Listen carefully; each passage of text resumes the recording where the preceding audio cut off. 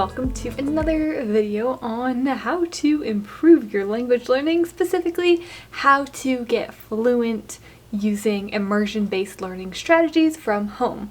And although we are going to focus on specifically immersion-based learning, it's important to understand here that all of the different aspects of language learning are integrated and all of them work together to help you achieve fluency.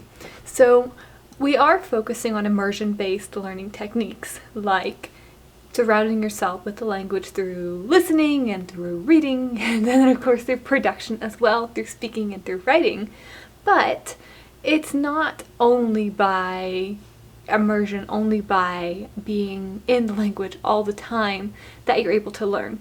It's a bit of a balance between having those passive learning strategies like listening, like let's say you have a playlist of music in French, which I have right now, and you're using that to subconsciously practice the language so that you're not actively practicing, right? It's a passive practice, but what it is doing is using your active practice, using everything that you have learned in the past through active practice as well as through passive practice. And it's helping your brain to make connections while you are not even necessarily thinking about it.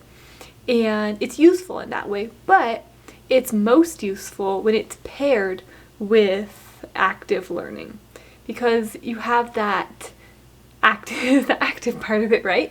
Where you are studying vocabulary, studying grammar, or you are, even if you're reading and you're doing like a focused technique where you are reading a children's book in the language and choosing some sentences and translating those sentences and then looking at those sentences, practicing reading them, anything like that, anything where you are actually practicing some kind of production, whether it is producing something that has already been produced, if it is like that example, if it is your own writing, if it is your own speaking, but some form of active practice. And then when you add that passive practice, you can do much more of the passive practice and you can get more out of it because it has these little pieces, like your active practice, like the grammar, vocabulary, and like workbooks and things like that you don't really want to be doing all the time because, let's face it, it's just not fun to be doing them all the time. And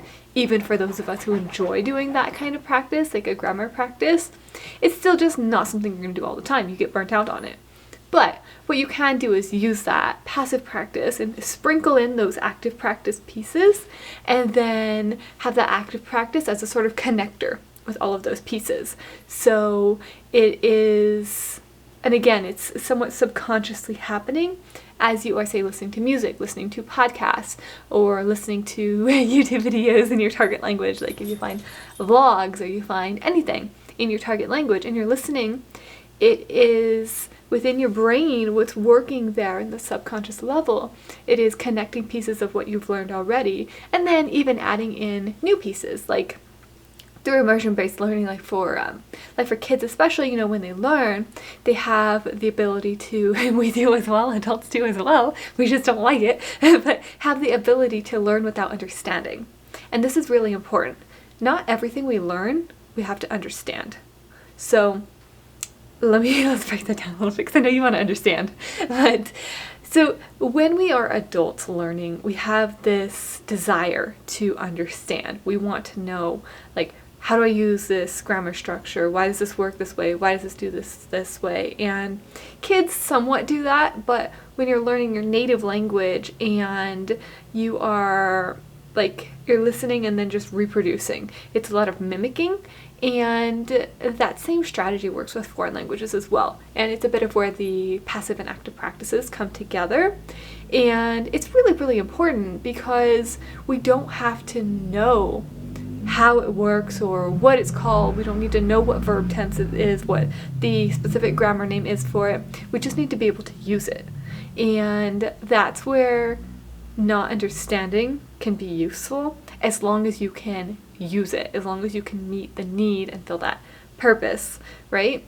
And so that's where this passive practice comes in, is that it reinforces what you've learned through active practice, and it adds another level of vocabulary, of phrases, of grammar, of anything that you can learn purely through that immersion-based learning, that passive practice, because the pieces that you know already, like, it's enough that your brain just naturally wants to absorb more. Like a child does when they hear something, they hear, it's like, here, oh, go, do this, go here, like, write this, and they start repeating things, like children, they start repeating things all the time, like, no, don't say that here, don't say that to school, don't say that. They repeat things. We can do the same thing with our language learning and start repeating things. And I know especially for my music, like for my French, I'm really looking at my French right now because it is my intermediate language, and it's really a fun level, that intermediate stage. And this is where you really start to pick up so many different things, and my brain at least is becoming much more activated to the language, and it's acquiring just pieces of the language more quickly. And for my beginner languages as well, for Mandarin as well, it works for this. I am beginner, like middle beginner, I guess, like maybe halfway to intermediate beginner. And within that, it is a lot of practice, a lot of active practice, of course, at that stage, but it doesn't have to be that way.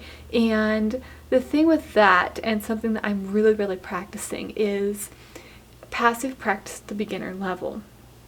Well, I thought about this, and then with my Spanish, I really waited so long to do passive practice because I felt like I needed to be able to understand in order to listen to music or to listen to a podcast or to listen to videos or anything.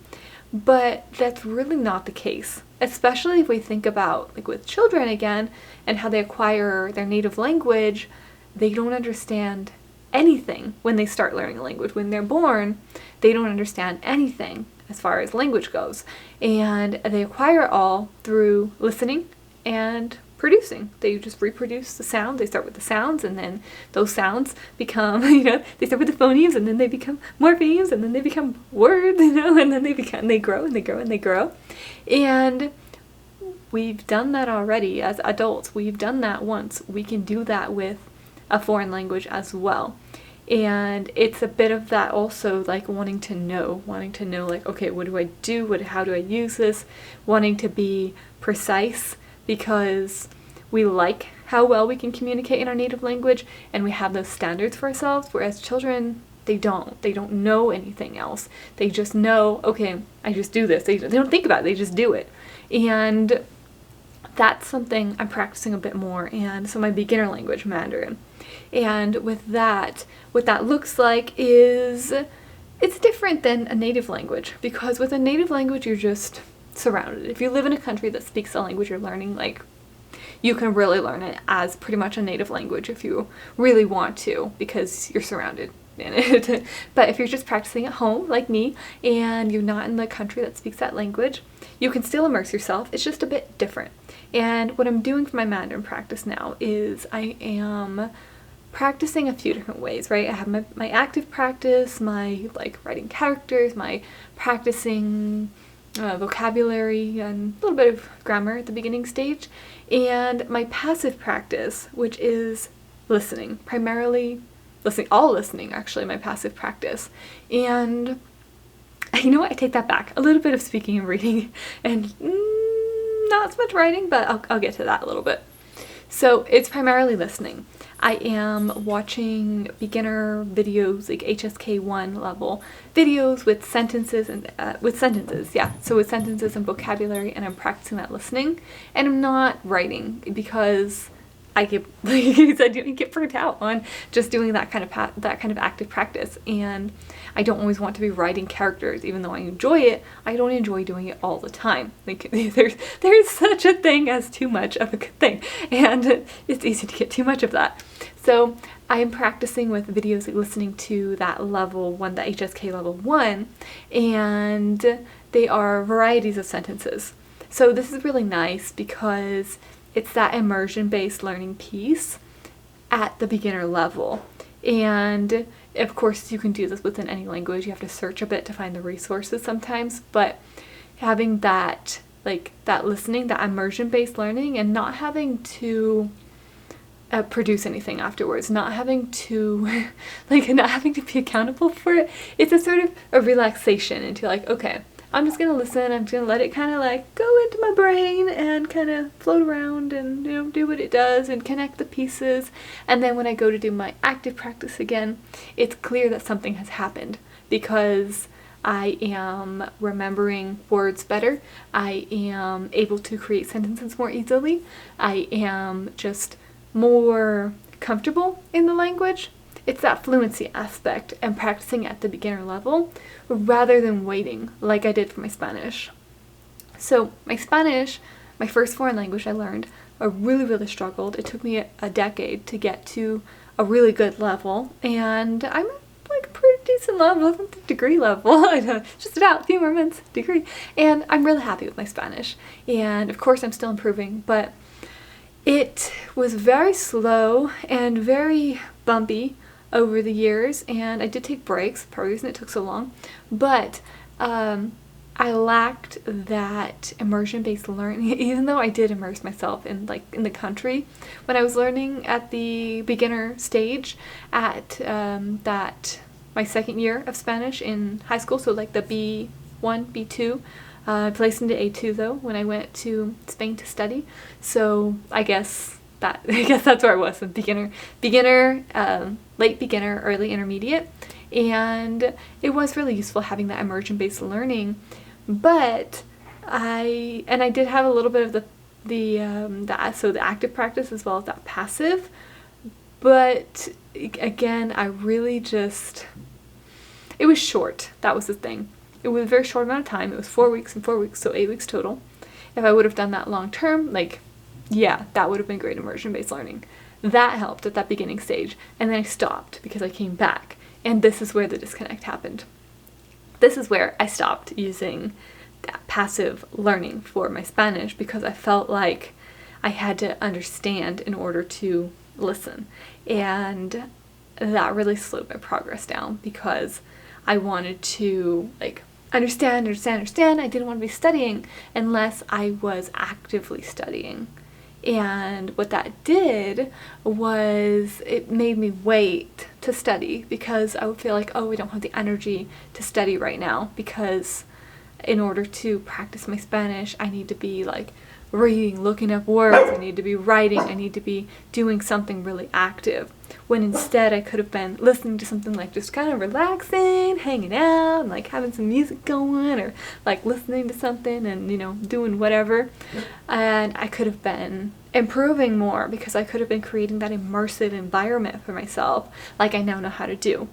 So that is what that looks like at that process for my Spanish, and that I've seen throughout the whole progression of my Spanish. And then now, of course, I can very easily do immersion in Spanish because it's just comfortable and easy for me to speak Spanish and respond in Spanish and listen in Spanish and read and write, and it's pretty simple.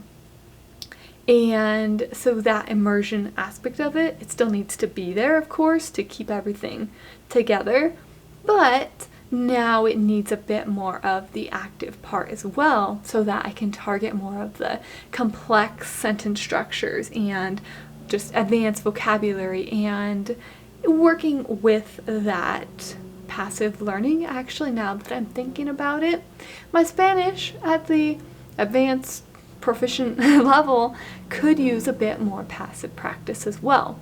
So at all three stages, at the beginner stage where my Mandarin is, the intermediate stage where my French is, and at the advanced stage where my Spanish is, immersion and passive learning is extremely useful and should be something we really use and really incorporate into our learning, and as a sort of relaxation and also as a way to connect our active learning.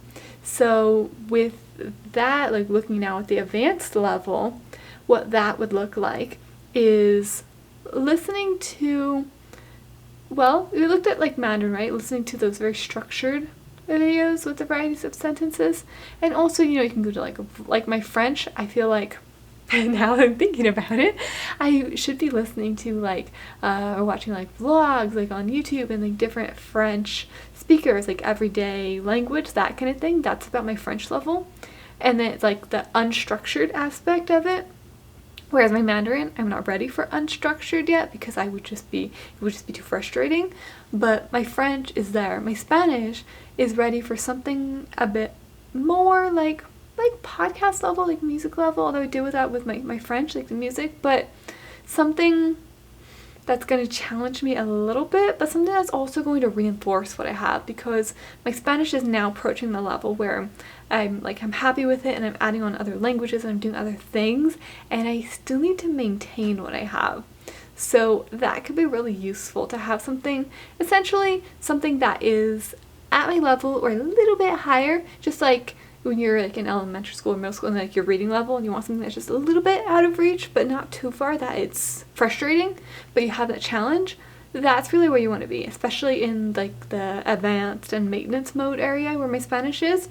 And then you can of course do like, you know, focused days or activities where you add on those more complex grammatical structures, and they will naturally also appear within those like podcasts or videos or whatever you're watching, like movies. I guess that's kind of a thing now for Spanish, like that kind of level. And yeah, and then just incorporating that active practice as well. But now the active practice is not so much like textbooks or grammar practice, like specific vocabulary, but it's more of targeting the areas that you need. And for me, like the areas that I need in my Spanish, so looking at like, okay, I noticed that, you know, I struggle with this tense or with this word, or like I want to improve my vocabulary, so let me read for vocabulary and then practice using those words in writing or speaking. So a bit of that, but then also that balance of passive practice, so that again it doesn't become so intense that I want to just stop and take a break like I did before.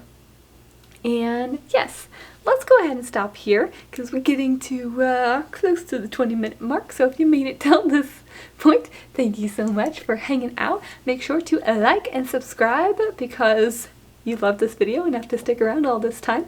And I will see you guys back here very, very soon with another video. Bye guys!